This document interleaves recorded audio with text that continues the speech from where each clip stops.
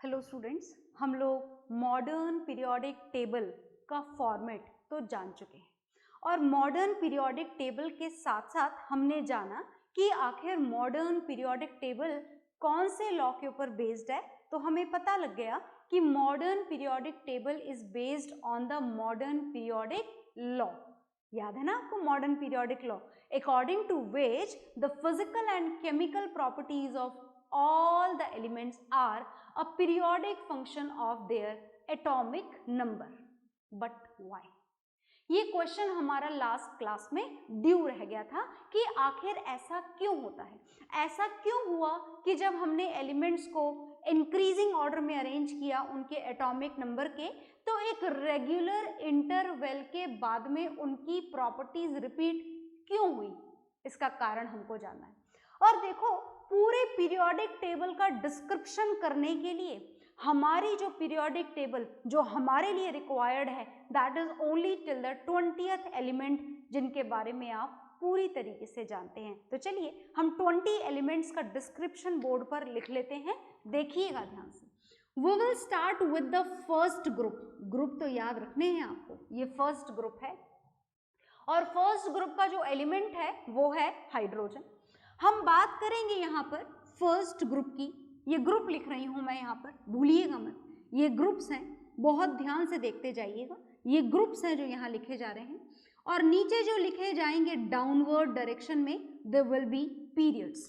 Okay, तो हमें first group लिखना है, सेकेंड ग्रुप लिखना है, सेकेंड के बाद में हम 3 to 10 के बारे में, 3 to 12 के बारे में कोई डिटेलिंग नहीं करेंगे। Then we will start with the 13th ग्रुप, then 14th group, then 15th group, then 16th, then 17th and last 18th। हम इन्हीं ग्रुप का डिस्कशन करेंगे, देखिएगा क्यों करेंगे, क्योंकि हम फर्स्ट थर्ड पीरियड डिस्कशन यहाँ पर करने जा रहे हैं और फर्स्ट थर्ड पीरियड तक 3 to 12 की हमें कोई ज़रूरत नहीं है। तो बात जब फर्स्ट पीरियड की जाए तो आपको याद होना चाहिए कि फर्स्ट पीरियड के अंदर सिर्फ 2 ही एलिमेंट थे, first is hydrogen and the last element is helium. भूले तो नहीं है ना आप? अगर भूल भी गए हैं तो पीरियोडिक टेबल मुझे लगता है आपने बना ली होगी, तो उस पीरियोडिक टेबल में चेक कर लें कि फर्स्ट पीरियड के अंदर नंबर ऑफ एलिमेंट्स कितने हैं। तो देयर आर ओनली 2 एलिमेंट्स, सिर्फ कितने एलिमेंट्स हैं? 2 एलिमेंट्स हैं। इसके बाद में आप आएंगे, अच्छा थोड़ा नीचे लिखते हैं, as many more has to be written here. तो हम यहाँ पर सेकेंड पीरियड लिखने जा रहे हैं। हाइड्रोजन और हीलियम के बाद में जो बारी आती है वो आती है लिथियम की। सेकंड में भी आपको फिल करना है, आप चाहें तो ऐसे लाइन खींच लें, बहुत ज़्यादा ज़रूरत तो नहीं है, पर आप खींच लेंगे तो आपका समझने का तरीका थोड़ा बढ़िया हो जाएगा। तो आप चाहें तो बना लें और चाहें तो ना बनाएं, जैसी आपकी मर्जी। Is it okay? तो मैं तो बना रही हूँ क्योंकि मैं चाहती हूँ कि आप थोड़ा बेटर तरीके से समझें हर बात को। तो हम यहाँ पर 3 पीरियड तक की पीरियोडिक टेबल बना रहे हैं, देखिएगा ध्यान से। तो first period is done in which hydrogen and helium 2 elements are there. Is it okay? Second period is started now in which first element is lithium, second element is beryllium. 13th पर आ जाएं, यहाँ गायब है, ये वाला हिस्सा हमको mention नहीं करना है, as we are going to note down only 3 periods here, so there is no need of 3 to 12 groups. Okay, आगे आ जाए। बेरिलियम के बाद में आएगा boron, then carbon, then nitrogen, then oxygen, फिर फ्लोरीन और फिर नियॉन। ये है सेकेंड पीरियड, कंप्लीट हो गया ये सेकेंड पीरियड। सेकेंड पीरियड में यही 8 एलिमेंट प्रेजेंट होते हैं जो यहाँ पर आपके सामने बना रखे हैं। Then we will write down this third period. Neon के बाद में बारी आती है सोडियम की, फिर मैग्नीशियम की, फिर एल्यूमिनियम की, फिर सिलिकॉन की, फिर phosphorus, then sulphur, then chlorine and last argon. Third period and second period are exactly same as they both are having the total number of 8 elements. कितने एलिमेंट्स प्रेजेंट होते हैं total? Total 8 elements present होते हैं इसके अंदर भी। तो आगे देखिएगा, अगर आप यहाँ पर ये जानना चाहें देखिए मेंडलीव पीरियोडिक टेबल हो चाहे मॉडर्न पीरियोडिक टेबल हो, even Newland law of octave ही क्यों ना हो, सारे लोग एक ही बात बोल रहे हैं that all the elements present in the same vertical column are having the similar properties. Is it okay? मतलब एक वर्टिकल कॉलम में, जिसे अब आपने एक नया नाम दे दिया है ग्रुप्स, वर्टिकल कॉलम्स को आप क्या बोल रहे हैं, ग्रुप्स बोल रहे हैं। तो सारे लोग एक ही बात बोल रहे हैं that all the elements present in a particular group are having the similar properties हैं। तो क्वेश्चन हमारे पास में आज की क्लास में ये है कि आखिर ऐसा क्यों, why they have the same chemical properties। तो चलिए कारण जानते हैं, और कारण छुपा है इन एलिमेंट्स के इलेक्ट्रॉनिक कॉन्फ़िगरेशन में। तो जितने भी एलिमेंट्स आपके सामने लिखे हैं, इन सब का कॉन्फ़िगरेशन आपको बहुत अच्छे से पता है। Is it okay? हमने केमिस्ट्री की बेसिक क्लासेस में पढ़ा था, रिवाइज करा था हमने, 9th में ही पढ़ चुके हैं हम इसको। तो अगर आपको कॉन्फ़िगरेशन याद नहीं है तो आप पहले कॉन्फ़िगरेशन वाला लेक्चर देख लें, बेसिक कॉन्सेप्ट क्लासेस वाला, और उसके बाद में आप यहाँ पे कॉन्फ़िगरेशंस को लिखें। तो अगर हाइड्रोजन का इलेक्ट्रॉनिक कॉन्फ़िगरेशन लिखा जाए देन इट इज 1, हीलियम का इलेक्ट्रॉनिक कॉन्फ़िगरेशन 2, आगे चलेंगे। Then we have to write down the configuration of lithium, lithium का कॉन्फ़िगरेशन 2-1, बेरिलियम का कॉन्फ़िगरेशन 2-2, बोरोन का कॉन्फ़िगरेशन 2-3। अगर याद नहीं है तो कॉन्फ़िगरेशन वाला लेक्चर देखें पहले, उसके बाद इसको समझें। Is it okay? कार्बन का कॉन्फ़िगरेशन 2-4, नाइट्रोजन का 2-5, ऑक्सीजन का 2-6, फ्लोरीन का 2-7, नियॉन का 2-8। आगे भी आते हैं हमको तो पोटेशियम कैल्शियम तक आते हैं, चाहो तो आप उन एलिमेंट्स को भी यहाँ पर मेंशन कर दो। 4th पीरियड के अंदर पोटेशियम एलिमेंट और कैल्शियम एलिमेंट, हमें यहाँ तक के कॉन्फ़िगरेशंस पता हैं।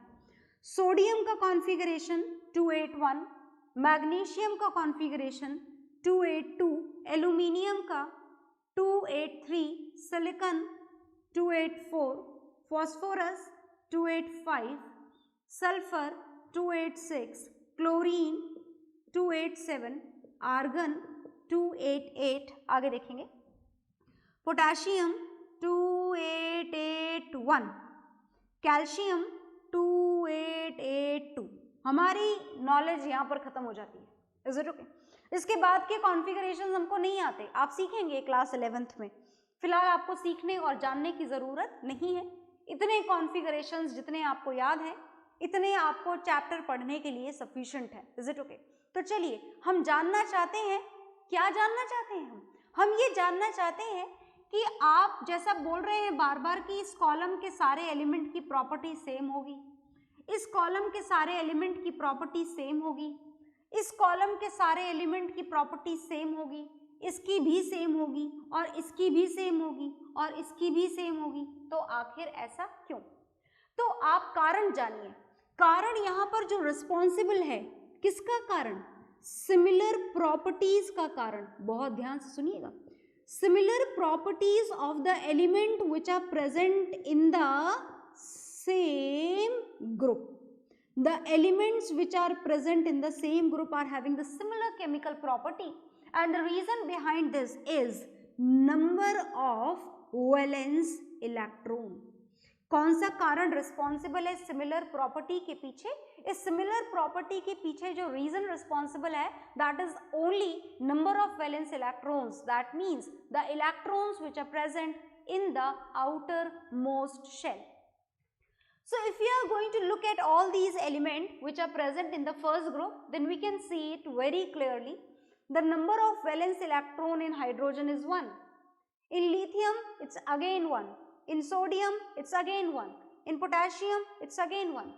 That means all these elements which belongs to the first group are having the same number of valence electron, which is 1. सबके अंदर नंबर ऑफ वैलेंस इलेक्ट्रॉन क्या है? सेम 1. इसका मतलब कि इन सारे एलिमेंट की प्रॉपर्टीज कैसी होंगी? सेम. क्योंकि हमारी केमिस्ट्री में एलिमेंट्स की ऑलमोस्ट जितनी भी प्रॉपर्टीज होती हैं, वेदर इट इज फिजिकल और it is chemical, they are the result of the number of valence electrons only. If it is same, then the properties are also same. So all these elements shares the same chemical and physical properties because the number of valence electron is same. Similarly, if you are going to have a look at this second group, then again look here very carefully. The number of valence electron in beryllium is 2. In magnesium, again 2. In calcium, again 2. So all these elements are having the same number of valence electrons. That means again they have to share some common properties with them. Is it okay? आगे आ जाएं.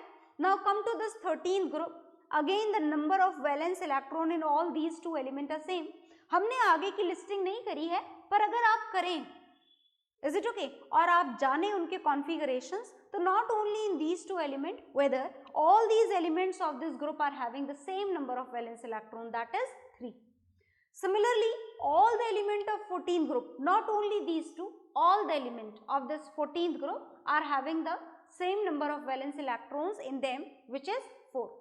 In 15th group, all the elements are having the same number of valence electron, which is 5. In 16th, all the elements are having the same number of valence electron, that is 6.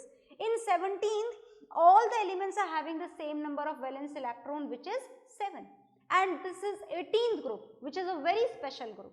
You cannot say all the elements are having the same number of valence electron, 8.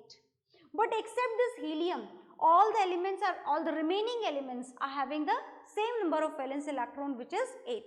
But what is the reason behind this helium? You can say all the elements of this 18th group are having the completely filled outermost shell. सबकी outermost shell कैसी है? Outermost shell is completely filled. And because of that only you can say that this 18th group is having the zero valency. Valency कितनी होती है? सारे ही element की 18th group के zero valency. And because of that only this 18th group is also known as zero group. क्या बोला जाता है? 18th group को zero group बोला जाता है. आ गई बात समझ में? तो ये है यहाँ पर आपके पास में प्रॉपर्टीज रिपीट होने का कारण. क्या कारण मिला हमको? That after a regular interval of atomic number, the electronic configuration of outermost shell repeat. Electronic configuration of outermost shell repeat. Is it okay? And because of that only the physical and chemical properties of the elements also repeats after a regular interval. Is it okay? So note it down, whatever is there on the board completely. Okay?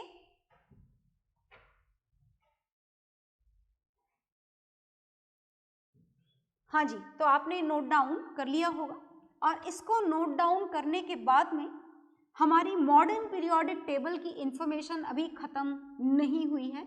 Modern periodic table की information अभी बहुत कुछ बाकी है कि आखिर इस table ने हमारे 118 एलिमेंट की स्टडी को कैसे आसान बना दिया, कैसे आसान हो गया इतने सारे एलिमेंट्स के बारे में जानना, ये अभी जानना बाकी है.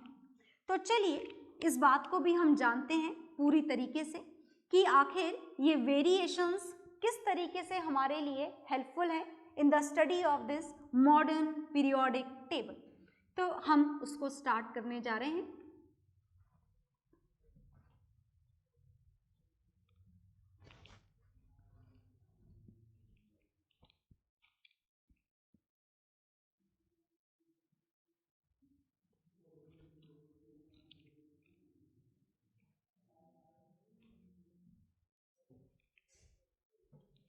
हाँ जी, तो सुनिएगा, अब आज की क्लास में जो आगे आपको पढ़ना है, this is the variations.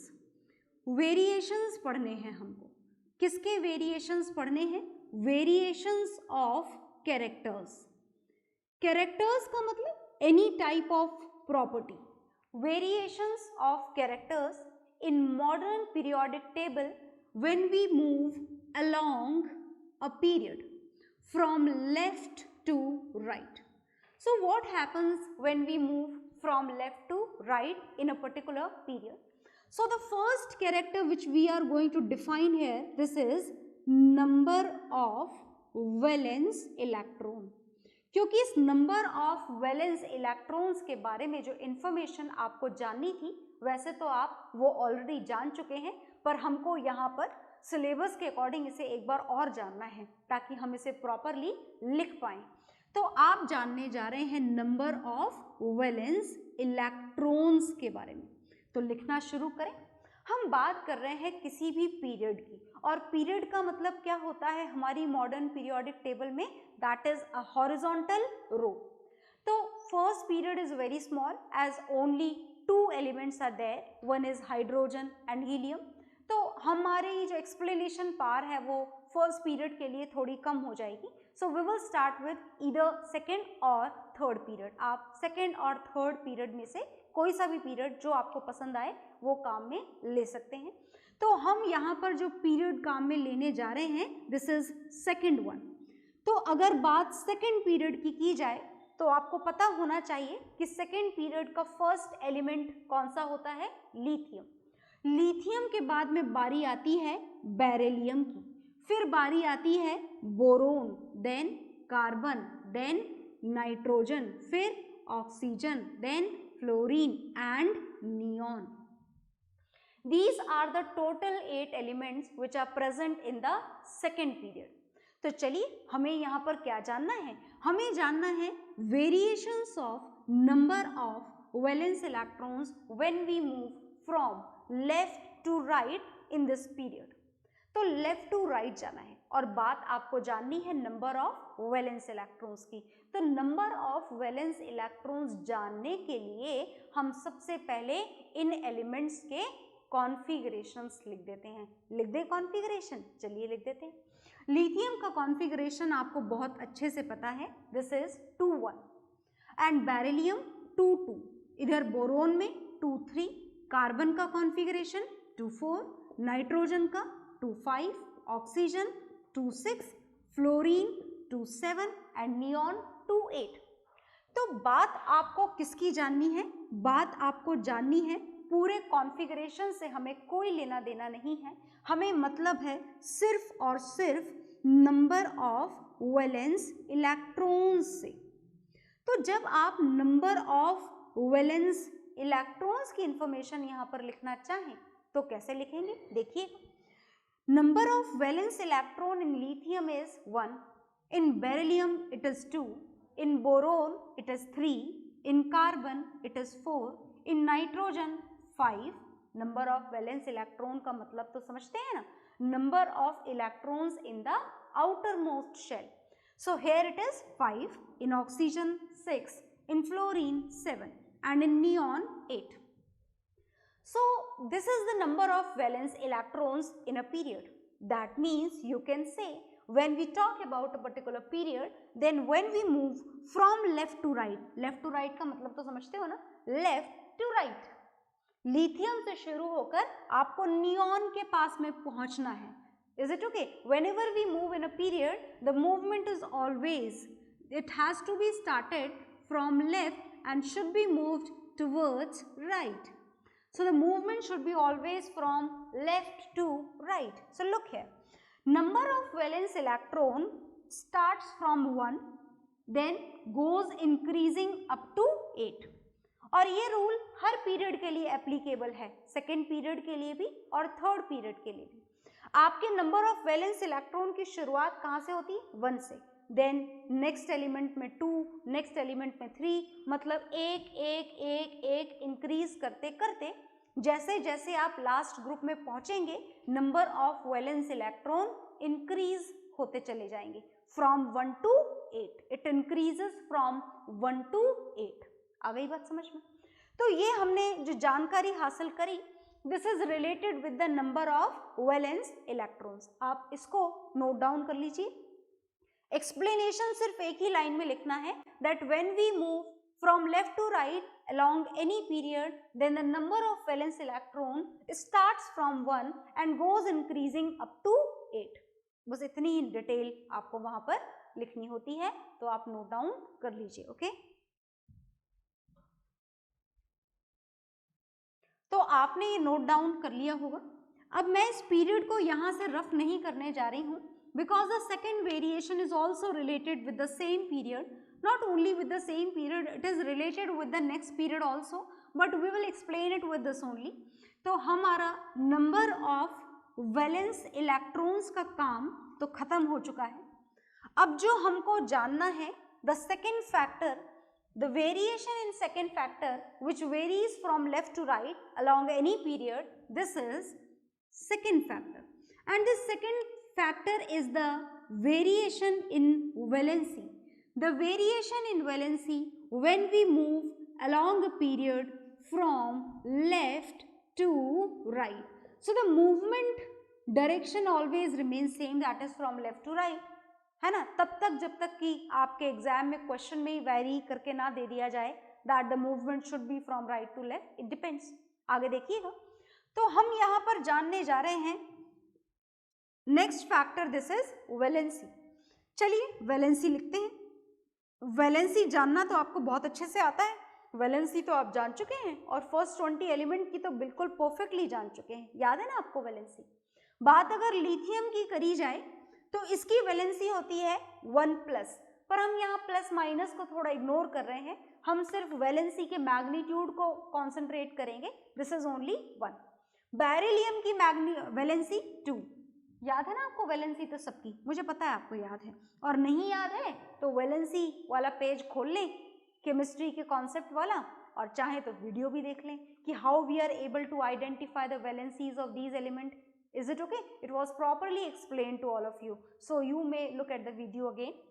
So lithium की वैलेंसी कितनी होती है 1, बेरिलियम की 2, बोरोन की 3, कार्बन की 4, नाइट्रोजन की 5 लिख दें। नहीं, नाइट्रोजन के वैलेंस इलेक्ट्रॉन 5 हैं, पर अपना ऑक्टेट कंप्लीट करने के लिए इट गेन्स 3 इलेक्ट्रॉन और it shares 3 electron, so the valency of nitrogen is 3, valency of oxygen is 2, valency of fluorine is 1, valency of neon is 0। कारण याद है ना, नियॉन की वैलेंसी 0 होने का कारण पता है ना, why this particular element is having 0 valency, because its octet is already completed, so there is no need to share, to donate, to gain electrons। कोई इलेक्ट्रॉन का लेन देन करने की जरूरत नहीं है इस एलिमेंट को, because it's octet is already completed. आगे चलिए आगे चलते हैं। तो वैलेंसी के बारे में आपने क्या इंफॉर्मेशन गेन करी? वैलेंसी के बारे में हमने इंफॉर्मेशन गेन करी that as we move from left to right in a period then valency first increases, valency first increases up to 4, increase हो रही है ना, बिल्कुल इंक्रीज हो रही है, और 4 पर पहुंचने के बाद में इट स्टार्ट डिक्रीजिंग, 4 से 3, 3 से 2, 2 से 1 और 1 से 0। That means after this it start decreasing, it decreasing, और कहाँ तक डिक्रीज होती है? It decreases till 0। So whenever we want to know, we want to write about the variation along a period when we move from left to right, then the answer has to be written in one statement only, that the valency starts from 1, it increases up to 0, and then after it start decreasing, and it decreasing till 0. Is it okay? So whatever the information is there about the valency on the board, just note it down in your registers, okay?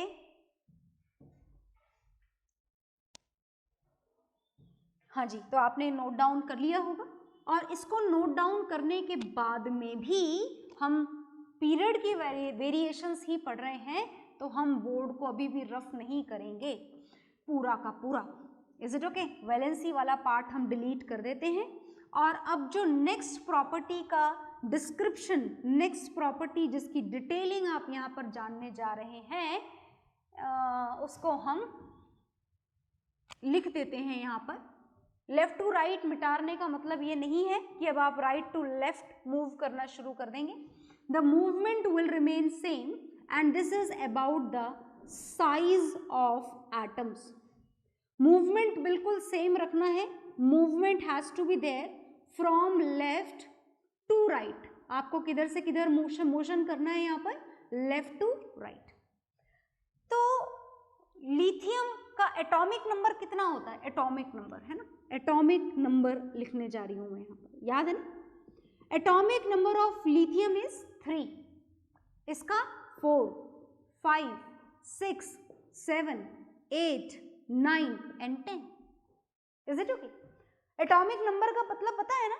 This lithium has 3 electrons and 3 protons. Beryllium has 4 electrons and 4 protons.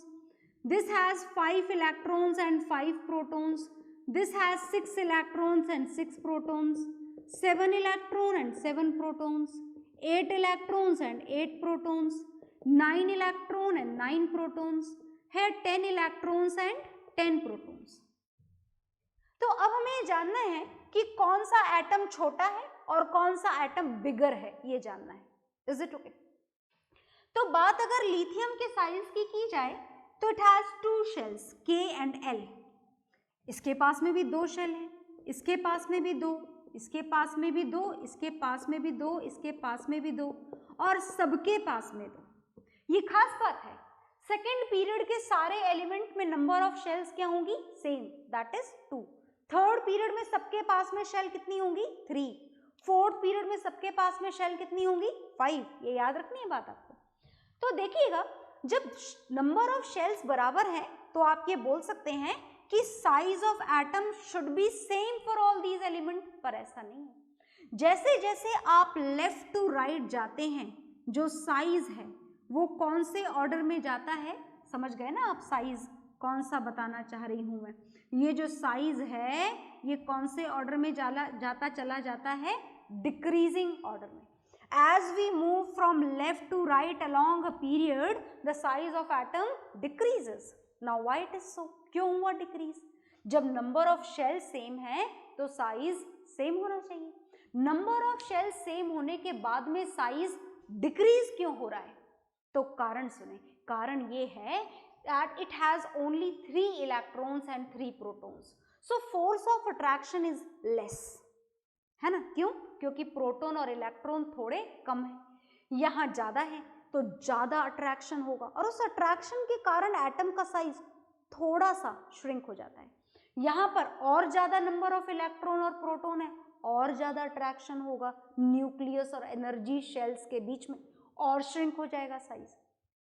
एक एक electron और एक एक proton बढ़ता जा रहा है और बढ़ने के कारण साइज कैसा होता चला जा रहा है? श्रिंक होता चला जा रहा है, because of increment in the force of attraction between the more number of electron and protons. Is it okay? इसीलिए when we move from left to right along a period the size of atom decreases. पर एक बात सुनिएगा, आपको दिखाने के लिए मैंने ये डिक्रीमेंट बहुत ज्यादा बना दिया है. इतना डिक्रीमेंट नहीं होता है. डिक्रीमेंट इज देयर, साइज छोटा होता चला जाता है, पर that decrement is almost negligible. ऐसे नहीं दिखता कि ये एटम इतना बड़ा और वो एटम इतना छोटा. ये सिर्फ आपको दिखाने के लिए बताया गया है ताकि आप देखकर जज कर सकें कि yes it decreases. Is it okay? तो नोट डाउन कर लें आप बोर्ड पर से.